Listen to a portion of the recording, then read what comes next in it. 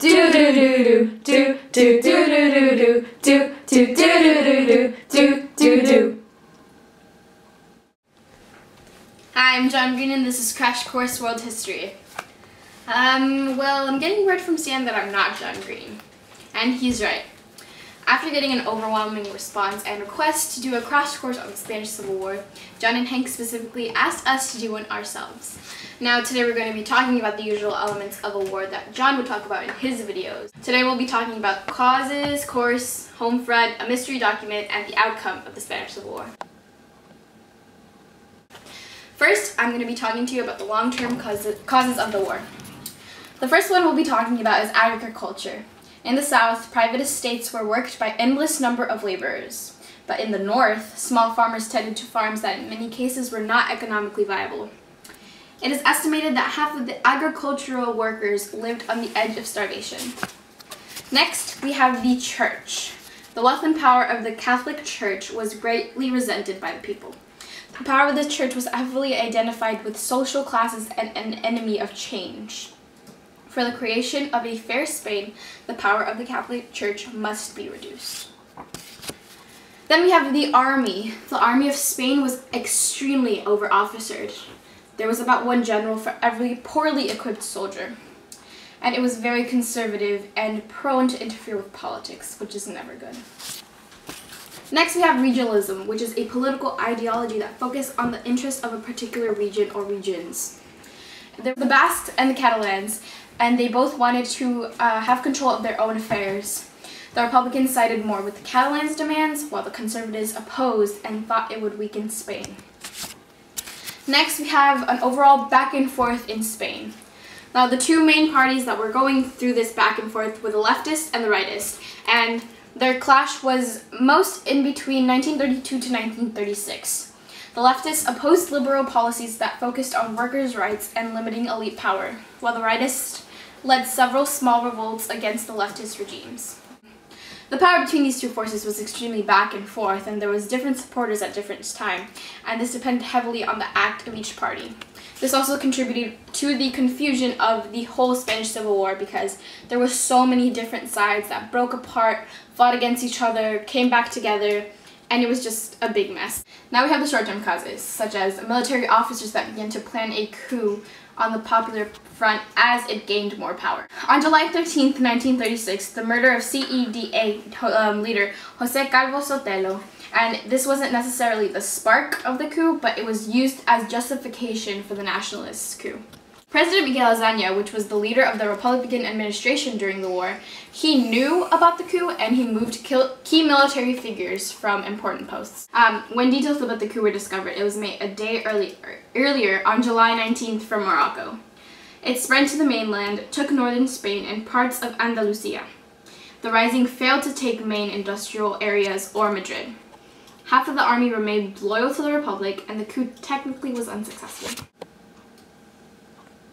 The Spanish Civil War was incredibly hectic and bloody. It consisted of a large number of battles, and one of which was the battle at Guadalajara. Initially, it was called by Italy, specifically Mussolini, to impress the world and prove Italy's significance. But eventually, it grew for the nationalists to take the offensive side. The battle at Guadalajara resulted in a Republican success as they were able to gain back lost land and they increased the morale of their troops. Next was the battle at Ebro, and it was a surprise attack by the Republicans. It was the longest battle of the war, and it resulted in the nationalists cutting off the Republican supply line, leading to their victory. Franco was also able to take back lost victory at that time. Finally, the battle at Madrid was the nationalists' attempt to take over the Spanish capital. It resulted in the eventual surrender of the Republicans, and the nationalists were able to win the Civil War as they were able to take over Madrid. So moving on to the tactics. Throughout most of the war, the Republicans were on the defensive side. They lacked real strategy, and their offensives were ineffective, and they caused the loss of territory. The nationalists, on the other hand, were able to achieve victory under Franco for numerous reasons. First of all, Franco utilized the elite army of Africa. He united major political parties to limit internal fighting, and also major revolutionaries died off quickly, allowing him to consolidate power. Franco's control also grew from initially just farmland to include the industrial sector. A main part of the nationalist success also came from foreign powers. Germany, Italy, and Portugal provided lots of technological support, and they offered military troops to the nationalists. Franco was also able to secure major loans from outside nations. Foreign powers also played a big part in the war. The USSR helped the Republican cause by sending troops. However, they eventually backed out in 1938. Despite the help, many nations limited their support. The UK attempted in doing this through the Non-Intervention Committee, or better known as the NIC. The NIC was made from the Non-Intervention Agreement between France and the UK as part of the policy of appeasement. This committee aimed to prevent personnel and supplies from reaching the warring parties. However, it still allowed volunteers to help the Republican side. As France was a part of this committee, they also limited their support to the Republicans and chose to focus on humanitarian support. The US during this time was struggling with the Great Depression. For the nationalists to be able to buy US goods, they granted them large loans. Italy aided the nationalists by lending them large amounts of troops and military equipment. Germany also lent air force and some troops to the nationalists. However, they did this more for the purpose of testing their blitzkrieg tactic, which was an intense military campaign intended to bring swift victory. And let's not forget about Portugal. They played a part in this too. They aided the nationalists with minor troops and help with communication. Now on to the home front. Like most wars, one big change in the home front is the use of propaganda. This was especially prominent in the Spanish Civil War because both the left and right-wing parties used propaganda. In order to rally support, parties would hang their propaganda posters on damaged and destroyed infrastructure to appeal to the anger within the people. The war also affected a change in the world of art. Various artists and authors were inspired by the Spanish Civil War, including authors Ernest Hemingway and George Orwell. Hemingway, a strong supporter of the Republicans, reported for the war, as well as wrote For Whom the Bell Tolls, a fictional novel based on the war.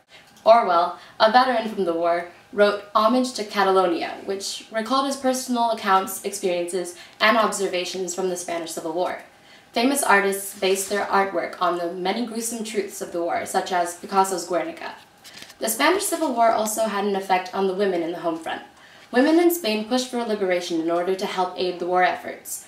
Many organizations, such as Mujeres Libres, set up programs for women to aid the war effort. Although the Mujeres Libres were able to increase women's participation in society, women weren't given the right to vote. Throughout the war, women were seen as the anchor of the country.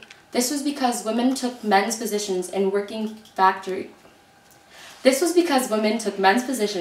factories, allowing them to keep the economy afloat.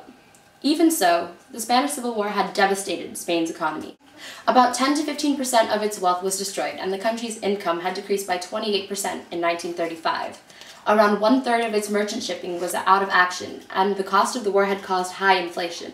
Spain was knee-deep in debts, and was shown no mercy by both Britain and Germany, both of which demanded that Spain paid off all of its debts before offering them any more forms of aid.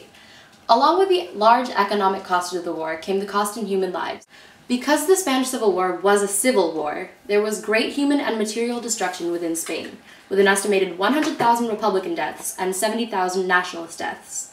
However, the death count did not stop here, for after the war ended, Franco launched a terror campaign to eradicate his opposition, which resulted in an estimated 40,000 to 200,000 deaths in what became known as the White Terror.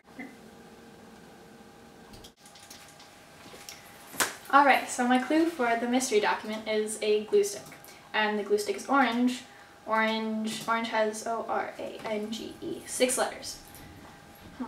Ernest also has 6 letters. Ernest Hemingway wrote the mystery document.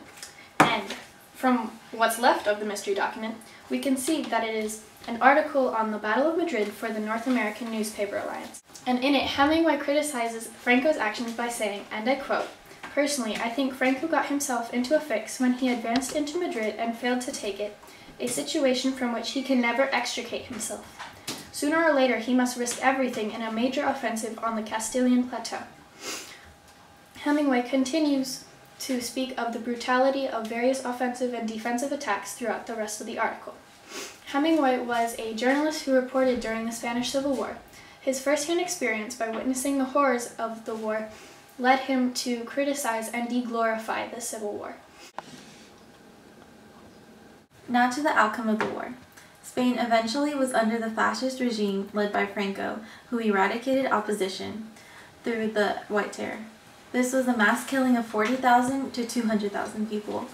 Germany now looked toward the USSR for support and increased relations with Italy, as Italy was swaying between two sides for an alliance. This was Germany's step in moving away from the UK, who chose to adopt the policy of appeasement.